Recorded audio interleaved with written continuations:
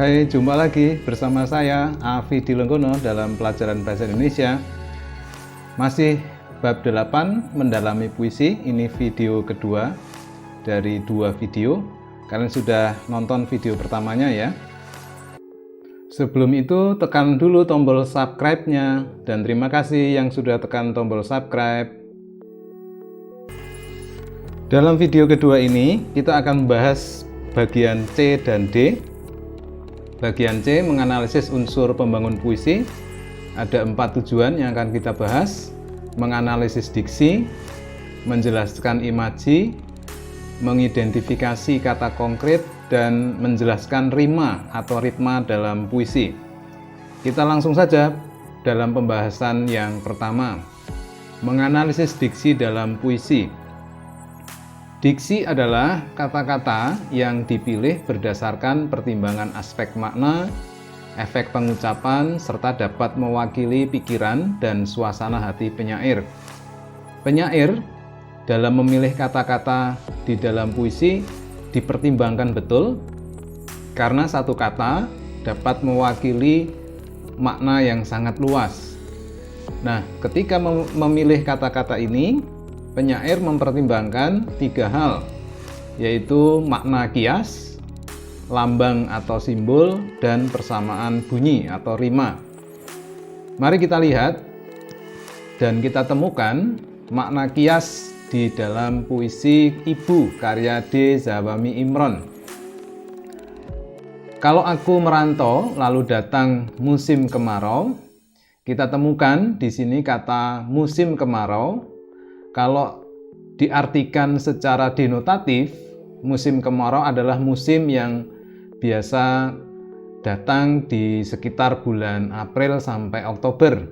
Tetapi musim kemarau di sini bermakna kias atau bermakna konotatif atau bermakna tidak sebenarnya. Musim kemarau bisa diartikan kesulitan atau masalah yang sedang dihadapi oleh tokoh aku ini. Lalu kita lihat bait ketiga, hanya mata air matamu ibu yang tetap lancar mengalir. Di sini kita menemukan air matamu ibu, ini bermakna lambang atau simbol dari doa-doa ibu yang tetap terus dilantunkan, terus diucapkan oleh seorang ibu. Dan kita juga menemukan persamaan bunyi atau rima di bait keempat ini. Sesekali datang padaku, menyuruhku menulis langit biru dengan sajakku. Di sini kita menemukan persamaan bunyi di tiap-tiap baris. Inilah makna kias, lambang, dan persamaan bunyi yang juga kalian harus pertimbangkan kalau kalian nanti akan menulis puisi. Kita lanjutkan ke pembahasan yang kedua, imaji dalam puisi.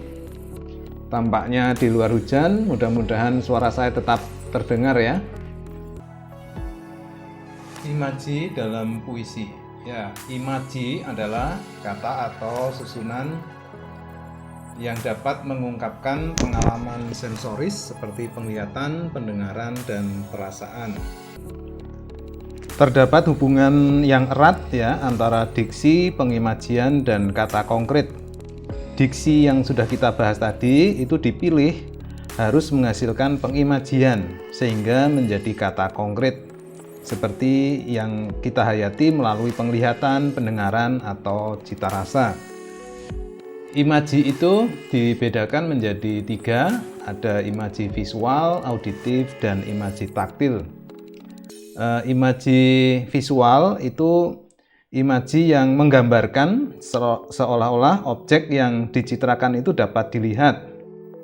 Sedangkan imaji auditif itu penyair menggunakan kata-kata atau ungkapan yang menggambarkan objek yang dicitrakan itu sungguh-sungguh didengar oleh pembaca, seolah sungguh-sungguh didengar. Sedangkan imaji taktil adalah pengimajian atau dengan menggunakan kata-kata yang mampu mempengaruhi perasaan pembaca sehingga ikut terpengaruh perasaannya. Kita lihat contoh ketiga hal ini di dalam puisi Jendela Ibu. Jendela Ibu karya Djoko Pinurbo. Ibu suka duduk di depan jendela itu. Malam-malam cahaya langit memantul biru pada kaca jendela. Di dua baris ini kita menemukan imaji visual. Kita membayangkan ada seorang ibu, ya. Kita seolah melihat gambaran seorang ibu yang suka duduk di depan jendela. Ketika malam makin merebak dan sunyi kian merebak, ibu melantunkan tembang Asmaradana dan mata ibu sesekali terpejam. Di tiga baris ini kita menemukan imaji auditif, seolah kita mendengar ada seorang ibu yang melantunkan tembang Asmaradana dalam situasi yang sunyi kian merebak. Di sini kita menemukan imaji auditif di tiga baris ini. Lalu baris berikutnya, ibu menyanyikan tembang itu berulang-ulang sampai anak-anaknya terlelap. Di sini kita menemukan imaji taktil, walaupun ini ada kombinasi dengan imaji auditif. Di setiap puisi kita tidak bisa menemukan secara pasti bahwa ini hanya imaji taktil saja, tetapi kadang-kadang berkombinasi dengan imaji yang lain. Tetapi dalam dua baris ini kita menemukan yang dominan adalah imaji taktil, perasaan bagaimana anak-anaknya terlelap setelah ibunya menyanyikan tembang Asmaradana. Sekarang kita lanjutkan ke pembahasan yang ketiga, kata konkret dalam puisi. Kata konkret adalah kata-kata yang memungkinkan munculnya imaji karena dapat ditangkap indera. Seperti yang tadi sudah dibahas bahwa ketiga hal ini sebenarnya saling berhubungan, saling terkait. Pembaca diharapkan dengan kata-kata konkret ini dapat membayangkan secara jelas peristiwa atau keadaan yang dilukiskan penyair. Nah, untuk mewujudkan itu, biasanya penyair memanfaatkan gaya bahasa atau majas. Mari kita lihat pembahasannya di puisi Senja di Pelabuhan Kecil karya Chairil Anwar. Ini kali tidak ada yang mencari cinta di antara gudang-gudang dan rumah tua pada cerita. Di sini kita menemukan kata gudang-gudang dan rumah tua. Ini adalah kata-kata konkret yang lalu dengan mudah pembaca dapat membayangkan suasana sepi, ya, karena gudang dan rumah tua. Lalu gerimis mempercepat kelam, ada juga kelepak elang menyinggung muram. Desir hari lari berenang menemu bujuk pangkal akanan. Kita menemukan kata gerimis, ini juga merupakan kata konkret karena lalu pembaca dapat membayangkan secara jelas peristiwa yang hendak dilukiskan oleh penyair. Gerimis ini bermakna situasi yang tidak nyaman. Situasinya, suasananya menjadi lebih tidak nyaman, menjadi lebih mencekam karena dipadukan dengan mempercepat kelam, ada juga kelepak elang. Ini kita menemukan dua contoh kata konkret pada kata gudang-gudang dan rumah tua dan juga kata gerimis. Kita lanjutkan ke menjelaskan rima, ritme dalam puisi. Rima adalah persajakan atau sajak. Pengertiannya, rima adalah bunyi-bunyi yang ditimbulkan oleh huruf atau kata-kata dalam larik dan bait. Kalau irama adalah pergantian tinggi rendah, panjang pendek, keras lembut ucapan bunyi. Rima dan irama ini menciptakan efek musikalisasi, keindahan dan enak didengar walau puisi itu tidak dilakukan. Bahwa puisi yang harus dipertimbangkan adalah aspek makna dan juga aspek estetik, aspek keindahannya. Nah, aspek keindahan ini bisa diciptakan dengan rima, irama, dan ritme ini. Macam-macam rima ada banyak. Ini ada rima sempurna, rima tak sempurna, rima mutlak, rima terbuka, rima tertutup, aliterasi, asonansi, disonansi, ya. Dan ini ada di buku Bahasa Indonesia terbitan Kemendikbud, secara rinci sudah dijelaskan di sana. Mari kita lihat sekarang contoh pembahasannya. Kita temukan rima apa saja yang ada di dalam puisi ini. Kau tak ada di kakiku ketika aku membutuhkan langkahmu untuk merambah rantauku. Di bait pertama ini kita menemukan rima sempurna. Rima sempurna itu adalah rima atau persamaan bunyi pada suku-suku kata terakhir. Jadi di suku kata terakhir ini kita menemukan ku, kakiku, dan rantauku. Inilah rima sempurna. Lalu pada bait kedua, ku buka jendela malam purnama, tapi ia tak ada lagi di sana. Ini adalah contoh rima tak sempurna. Rima tak sempurna itu adalah persamaan bunyi yang terdapat pada sebagian suku kata terakhir. Karena di purnama dan sana ini hanya sebagian dari suku kata ini yang sama bunyinya. Ini adalah rima tak sempurna. Dengan demikian, inilah yang harus kalian perhatikan ketika kalian juga nanti akan menulis sebuah puisi.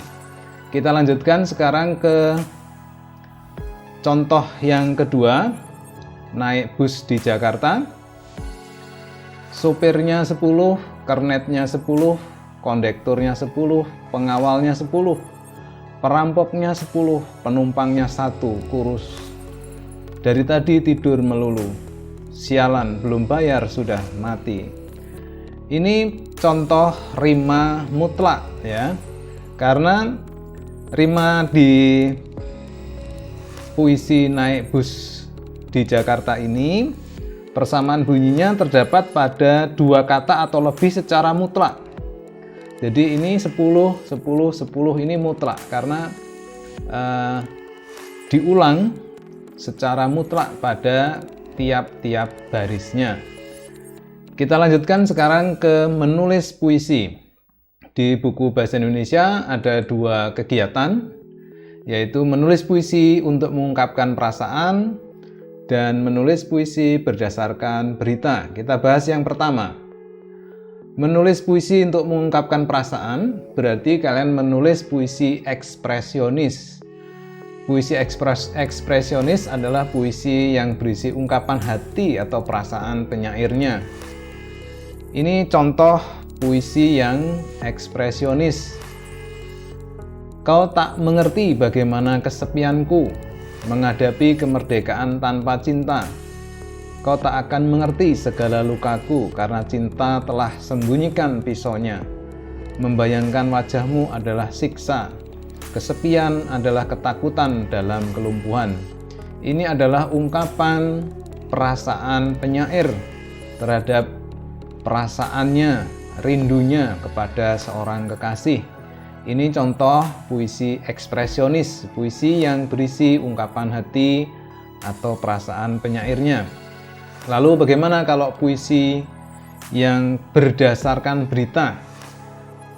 Puisi yang berdasarkan berita bisa kita sebut sebagai puisi impresionis, yaitu puisi yang ditulis berdasarkan kesan pribadi penyair terhadap kenyataan kehidupan, terhadap peristiwa-peristiwa yang ada di sekitar.